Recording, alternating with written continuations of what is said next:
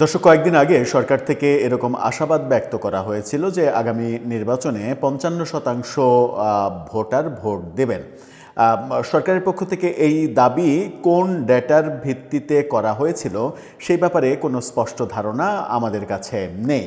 সরকারও সেই ধারণা স্পষ্ট করতে পারেনি। তারা অনুমান ভিত্তিক একটা কথা বলেছে, ৫৫% ভোট তারা আশা করছে। যখন সরকার নিজেই আশা করছে যে ৫৫% ভোট পড়বে, তখন অনেকে সেটা সমালোচনা করছেন যে তাহলে দেখা যাচ্ছে যে শেষ পর্যন্ত ভোট কাস্টিং দাঁড়াবে তার অর্ধেক কিংবা অর্ধেকেরও কম, সেরকম অবস্থা। সারা দেশে ভোটের যে অবস্থা, ভোটকে কেন্দ্র করে যে আলোচনা চলছে, সেই আলোচনায় তেমন কোনো উৎসব মুখর পরিবেশ নেই। এক ধরনের একপাক্ষিক পরিবেশ রয়েছে এবং মানে একটা গুমোট অবস্থা বিরাজ করছে, এই অভিযোগও অনেকে করছেন। বিভিন্ন বেসরকারি সংস্থা থেকেও সেরকম অভিযোগ করা হয়েছে। গতকালকে সিপিডি থেকে বলা হয়েছে যে এই ভোট ইনক্লুসিভ ভোট হচ্ছে না। ভোট নিয়ে নানা রকমের বক্তব্য রয়েছে। যখন সরকারের পক্ষ থেকে ৫৫% ভোটের আশা করা হচ্ছে, তখন আমরা একটা ভয়াবহ পরিস্থিতি দেখছি প্রবাসী ভোটের বেলায়। প্রবাসীদের যে ভোট, পোস্টাল ব্যালটে যে ভোট, সেই ভোটে এখন পর্যন্ত বলা হচ্ছে যে ৪ লাখের মানে ৪.৫ লাখের বেশি মতো ভোট পড়েছে, কিন্তু এখন পর্যন্ত সব ভোট, পোস্টাল ভোট এসে পৌঁছায়নি।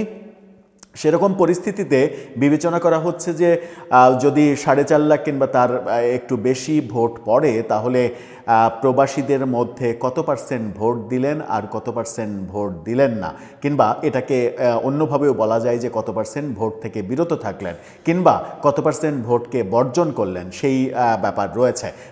প্রবাসীদের এই আলোচনাটা করে বোঝার চেষ্টা করব যে কত পার্সেন্ট প্রবাসী ভোটার ভোট দিলেন এবং কত সংখ্যক ভোট দিলেন, কত সংখ্যক আবেদন করেছিলেন এবং প্রবাসীদের সংখ্যা কত, মূলত এই মুহূর্তে প্রবাসীদের সংখ্যা কত, সেই আলোচনা যেমন করব, তেমনি এই আলোচনা করেও বোঝার চেষ্টা করব যে সরকার এবার কারাগারেও ভোট নিয়েছে, সেখানে কত শতাংশ ভোট পড়েছে আর কত শতাংশ কারাগারের আসামি কিংবা অভিযুক্ত যারা রয়েছেন তারা ভোট দান থেকে বিরত থাকলেন। সেই সংখ্যা যদি সামনে আনা যায়, তাহলে সেটা সরকারের জন্য এবং বর্তমান অবস্থার জন্য খুব একটা সুখকর সংখ্যা হবে না। চলুন একটু বুঝে দেখি সেই সংখ্যা, পার্সেন্টেজ কত প্রবাসীদের ক্ষেত্রে এবং জেলখানার ক্ষেত্রে। থাকবেন পলিটিক্স টিভির নিয়মিত আয়োজনে।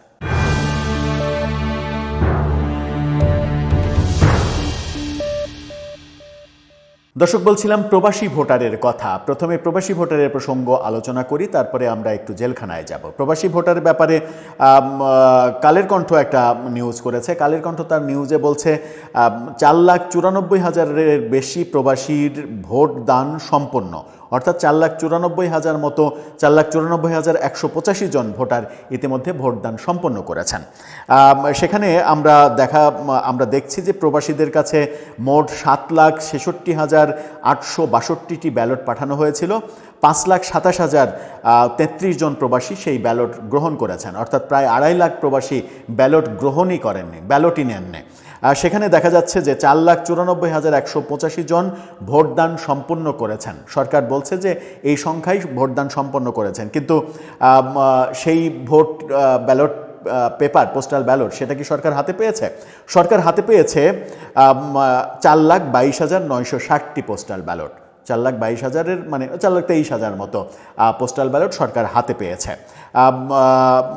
জানানো হয়েছে 4,68,091 জন প্রবাসী ভোটার তাদের ব্যালট সংশ্লিষ্ট দেশের পোস্ট অফিস বা ডাক বিভাগে জমা দিয়েছেন, অর্থাৎ 4,68,000 ভোটার ডাকে জমা দিয়েছেন। এটাই সংখ্যা, এটা হয়তো পৌঁছে যাবে, এটাই সংখ্যা। এবং মানে 2,25,168টি ব্যালট ইতিমধ্যে বাংলাদেশের কর্মকর্তারা বুঝে পেয়েছেন, এই তথ্য জানানো হয়েছে।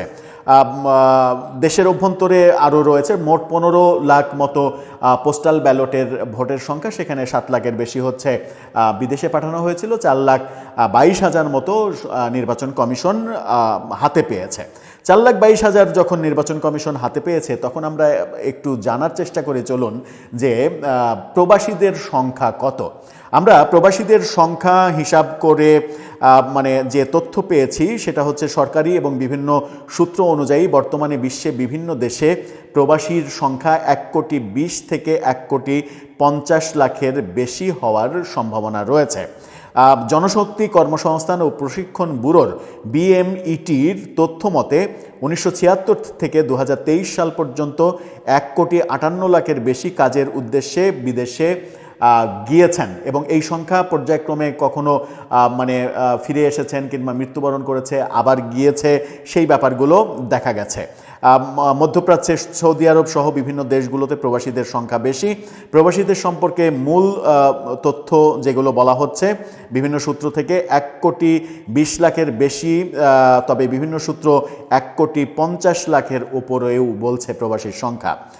প্রধান গন্তব্য সৌদি আরব, সংযুক্ত আরব আমিরাত, ওমান, কাতার, কুয়েত এবং মালয়েশিয়া। 2024-25-এর যে চিত্র, 2024 সালে 10,11,969 জন, 2025 সালে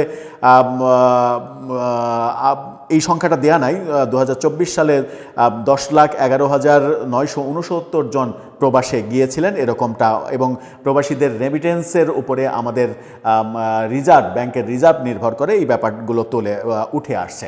এখন যদি 1,20,000 থেকে 1,50,000 মানে 1,20,00,000 থেকে 1,50,00,000 প্রবাসীর কথা ভাবা যায়, তাহলে সেখানে 4,22,000 কিংবা 4,00,000 ধরে নিলাম যে 68,000 যারা ভোট সম্পন্ন করেছে, 4,68,000-ই যদি ধরা হয় তাহলে কত পার্সেন্ট হয়?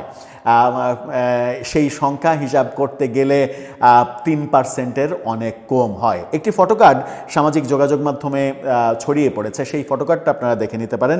সেখানে দাবি করা হয়েছে 1,30,00,000 প্রবাসী ভোটারের মধ্যে ভোট দিয়েছেন 4,56,000, সেটা 4,68,000 হবে, 4,68,000 জন, যা মোট ভোটারের মাত্র 3%। ভোট বর্জন করেছে 97% প্রবাসী। এই ফটোকার্ডটা, যদিও এই ফটোকার্ডটা সম্ভবত আওয়ামী লীগের অ্যাক্টিভিস্টরা ছড়িয়ে দিয়েছে, কিন্তু ছড়িয়ে দিলেও সেখানে মিথ্যা তথ্য নেই। আমরা 4,22,000 পোস্টাল ব্যালট, যেটা সরকারি হিসাবে বলা হচ্ছে 4,22,000 পোস্টাল ব্যালট এসেছে, 4,68,000 প্রবাসী ভোটদান করেছে। তো 4,68,000-ও যদি ধরি তাহলে 1.5 কোটি প্রবাসীর মধ্যে এই 4,68,000 কিন্তু 3%ও হয় না। আমি যদি 3%ও ধরি, 2.something% হয়, আমি যদি 3%ও ধরি তাহলে সেই 3% ভোটার প্রবাসে যারা রয়েছেন তারা ভোট দিয়েছেন, তার মানে 97% প্রবাসী ভোটার এবারের ভোট সম্পর্কে আগ্রহ দেখাননি, এবং জীবনে প্রথমবারের মতো প্রবাসীরা ভোটদানের সুযোগ যখন লুফে নেওয়ার কথা, এবং সরকারের পক্ষ থেকেও আমরা নানাবিধ আশার কথা শুনছিলাম যে প্রবাসীরা ভোট দেওয়ার প্রথমবারের মতো সুযোগ পাচ্ছে। আমরা ধারণা করেছিলাম যে 70-80% প্রবাসী অন্তত ভোট দেবে, ভোট দেওয়ার ব্যাপারে আশাবাদ, মানে তারা প্রত্যাশা করবে, কিন্তু সেই সংখ্যা কিংবা পার্সেন্টেজ 3%-এ যখন নেমে আসে তখন প্রশ্ন আসে যে প্রবাসীদের এই 3% ভোট কাস্টিং কী বার্তা দেয়? বাংলাদেশে জাতীয় নির্বাচনে দেশি ভোটাররা তাহলে কত পার্সেন্ট ভোট দেবে যখন সরকারের পক্ষ থেকে 55% দাবি করা হচ্ছে? সেই পার্সেন্টেজকে 30 পার হয়ে যাবে? 30 কি পার হতে পারবে, কিংবা 30-40-এর মধ্যেই থাকবে, নাকি 40 পার হয়ে সেটা 50-এর ঘরে গিয়ে ঠেকবে? নাকি বর্তমানে ভোট নিয়ে যে উৎসবের আমেজ একেবারেই দেখা যাচ্ছে না, যেটা বললাম, সেটা আরও বেশি সংক্রমিত হয়ে একটা মানে বাংলাদেশে বলা যায় যে শেখ হাসিনা সরকারের যে বিতর্কিত নির্বাচন 14, 18 এবং 24, সেই নির্বাচনে ভোটকাস্টিং যেভাবে দেখানো হয়েছিল, আমরা সমালোচনা করি যে তারা ভোটকাস্টিং হয়েছে হয়তো 10%, 15%, তারা দেখাচ্ছে 40%, 45%। এই ব্যাপারগুলো মানে এই 3টা ভোট বাদ দিলে এর আগে যতগুলো ভোট হয়েছে, গণতান্ত্রিক ভোট হয়েছে, সেই ভোটগুলোর সর্বনিম্ন ভোট কাউন্টের যে মাত্রা ছিল সেটার ক্ষেত্রে এবারের ভোটটা সম্ভবত সর্বনিম্ন কাউন্টের দিকে চলে যেতে পারে। এই তথ্য যখন বলছি প্রবাসীদের ভোটের প্রেক্ষিতে, তখন কারাগারের চিত্রটা চলুন দেখি। নিউজ 24 নিশ্চিত করছে যে ইতিহাসে প্রথমবার সুযোগ পেয়েও কারাগারে ভোট দেননি 93% বন্দী। অর্থাৎ কারাগারে ভোট দেওয়ার সুযোগ পেয়েও মাত্র 7% বন্দী ভোট দিয়েছেন, 93% বন্দী ভোট বর্জন করেছেন। ভোটে অংশ নেননি মানেই ভোট বর্জন করেছেন। এই সংখ্যা প্রবাসীদের 97% ভোট না দেয়া এবং কারাগারে 93% ভোট না দেয়া, এটা একটা খুবই বাজে বার্তা দিচ্ছে। এই বার্তাটি কি এরকম কারণেই তৈরি হয়েছে যে যেহেতু ওই এর আগে 2024-এর সর্বশেষ যে নির্বাচন, আমির নির্বাচন, নিজেরা নির্বাচন করা, ভোটাররা কি উৎসাহ হারিয়ে ফেলেছে? ভোটাররা কি এবারও ভাবছে যে ওই 24-এর মতো একই রকমের নিজেরা ভাগাভাগির নির্বাচন হচ্ছে, যেখানে সব পক্ষ নির্বাচনে অংশগ্রহণ করছে না? ব্যাপারটা কি সেটাই? ব্যাপারটা যদি সেটা হয় তাহলে সেটা সরকারের জন্য এবং দেশের ভাবমূর্তির জন্য খুবই বাজে ব্যাপার হয়ে যাবে। যে ভোটের প্রক্রিয়াকে আমরা সমালোচনা করেছি সেই ভোটের প্রক্রিয়ার মতোই চিত্র যদি এবারেও হয় তাহলে আমরা সমালোচনা আর কাকে করব? দর্শক, আপনার মতামত জানিয়ে লিখতে পারেন আমাদের কমেন্ট বক্সে।